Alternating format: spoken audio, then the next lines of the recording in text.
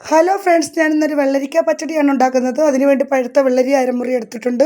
പിന്നീട് ഞാൻ വെള്ളരി ഇത്ര ചെറിയ പീസായിട്ട് അരിഞ്ഞ് വെച്ചിട്ടുണ്ട്. പിന്നെ 2 പച്ചമുളക്, കറിവേപ്പില, പിന്നെ ഒരു ചട്ടിയിലേക്ക് വെളിച്ചെണ്ണ ഒഴിച്ച് കൊടുത്തിട്ടുണ്ട്. അതിലേക്ക് കടുക് വറക്കുക.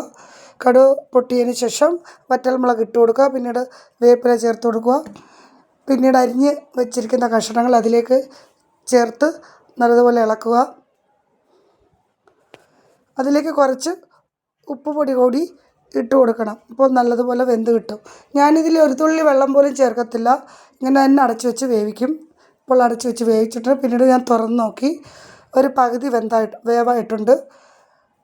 അതിന് ശേഷം കുറച്ചുകൂടി വേവാൻ വേണ്ടിയിട്ട് ഒന്നുകൂടി അടച്ചു വയ്ക്കുകയാണ്. പിന്നീട് ഞാൻ അരമുറി തേങ്ങ എടുത്തിട്ടുണ്ട്. അതിനുശേഷം ഒരു ജാറിലേക്ക് 2 ടീസ്പൂൺ കടുക്, 1/2 ടീസ്പൂൺ ജീരകം, പിന്നീട് അരയ്ക്കാൻ ആവശ്യമായ തേങ്ങയും ചേർത്ത് കൊടുത്ത് ഞാൻ ഒരു തുള്ളി വെള്ളം പോലും ചേർത്ത് അരയ്ക്കത്തില്ല. ഇതിൽ ഞാൻ തൈര് ചേർക്കാൻ ഉപയോഗിക്കുന്ന തൈരിൽ നിന്ന് തന്നെ ആവശ്യമായ തൈര് ഉപയോഗിച്ച് അരച്ചെടുക്കുന്നതാണ്. എത്ര ആവശ്യമാണോ അത്രയും ഉപയോഗിച്ച് അരച്ചെടുക്കുക. ഈ പരുവത്തിൽ അരച്ചെടുത്തിട്ടുണ്ട്. അതിനുശേഷം 1 കപ്പ് തൈരും എടുത്ത് വെച്ചിട്ടുണ്ട്. പിന്നീട് ഞാൻ വെള്ളരിക്ക കഷ്ണങ്ങൾ വെന്തോന്ന് നോക്കി നല്ലപോലെ വെന്ത് വന്നിട്ടുണ്ട്. അതിലേക്ക് ഞാൻ അരപ്പ് ചേർത്ത് കൊടുക്കുകയാണ്.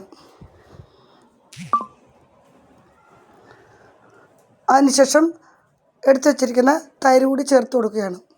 എല്ലാം കൂടി നല്ലപോലെ ഇളക്കുക. അതിനുശേഷം ആവശ്യമായ ഉപ്പ് കുറച്ചുകൂടി നേരത്തെ വെള്ളരിയിൽ ചേർത്തിട്ടുണ്ട്.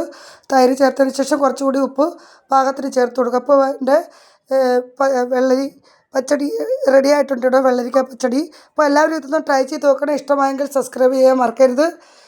Okay, bye bye.